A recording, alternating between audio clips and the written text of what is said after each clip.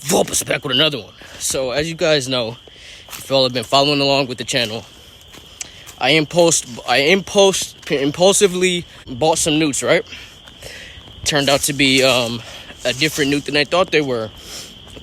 Ordered the correct newts, and then I tried to brewmate those newts to try to record, their their courtship behavior and all that. And I'm so distraught, bro. I'm so salty because in the process of me trying to brewmate them, unfortunately, they had passed away. I am extremely salty about this entire situation.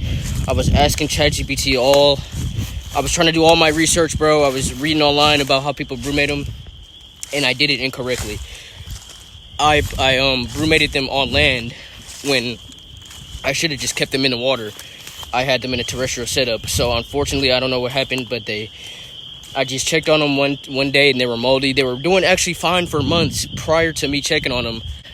I don't know if it was it was a warm snap, cold snap, where one day it might warm up in the early spring and then the next day it's really cold again. I don't know if that just cooked them or whatever the case may be, but I'm so salty, guys. And I'm basically telling you guys that because what I'm here doing today is I'm going to catch myself some more newts. I could just order those newts again offline, but bro, that shit costs money, you know what I'm saying? And it's like I could order the type of newts that I'd catch today, but they'd be wild caught anyway, mostly. And at the end of the day, bro, that shit costs money, you know what I'm saying? This is the financially easier way to get you some pet newts. And you can't replicate this video. I wouldn't replicate this video because what I'm doing might not be legal in your state, but where I live in, the state that I live in, is actually legal.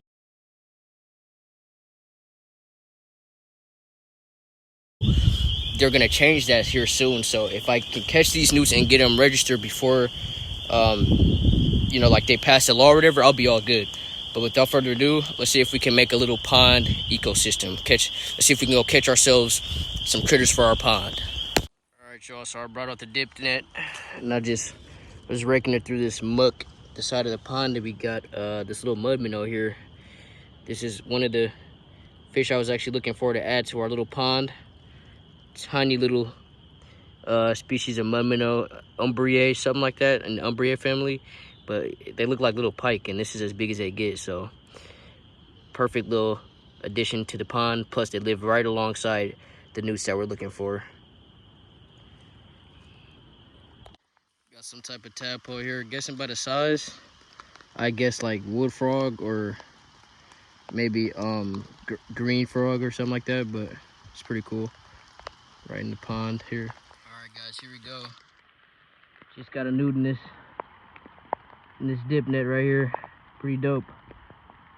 Let's get a closer look at them.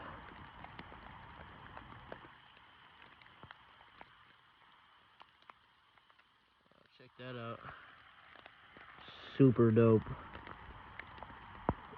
Beautiful. Look at how cool that is. Definitely a male. You can tell by the swollen cloaca. See if we can maybe get some more.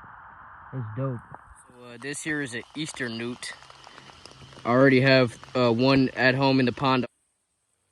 Go ahead and add them in. Here you go, buddy.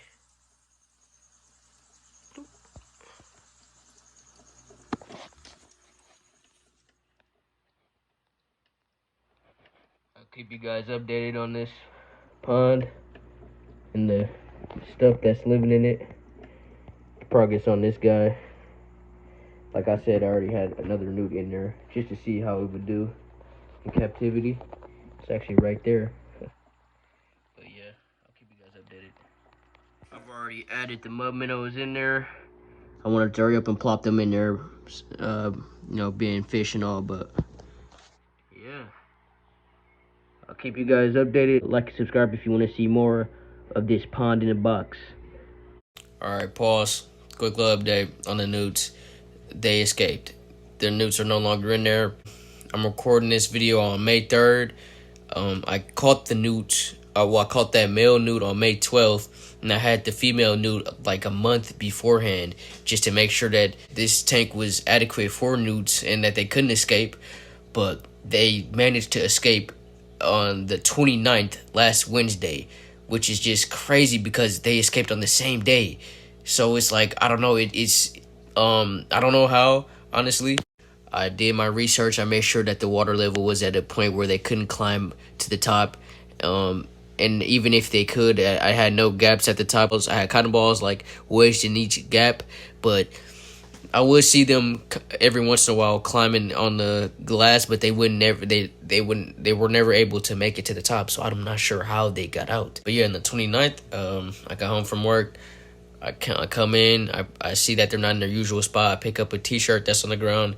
Boom, dried up new falls on the ground. Super distraught, super salty. I know I took them out of their natural environment, and this ends up happening completely my fault. Learn from me. Don't do what I did. Although it's out of pure, genuine intent, I had a male and female with the intent of possibly breeding them and adding into the captive population or releasing their babies back into the wild, or at least just bringing an awareness to a lesser-known species that might be in your backyard. This is now the second time I had some newts escape. I'm gonna use this as a sign to just take a break from newts for a while. You know what I mean? I got this 20-gallon tank. I might keep the fish in there or give them to my brother or my cousin, which they also have aquariums too, where these fish can go into if I decide to get something else. But leave suggestions of what you guys think I should do with this 20-gallon long tank. But regardless, I got some clips of the tank, the pond in its prime. I got some clips that I want to show you guys of it so you guys understand the vision that I had. But yeah, sorry again. RIP to the nudes. Super salty. Hope y'all understand.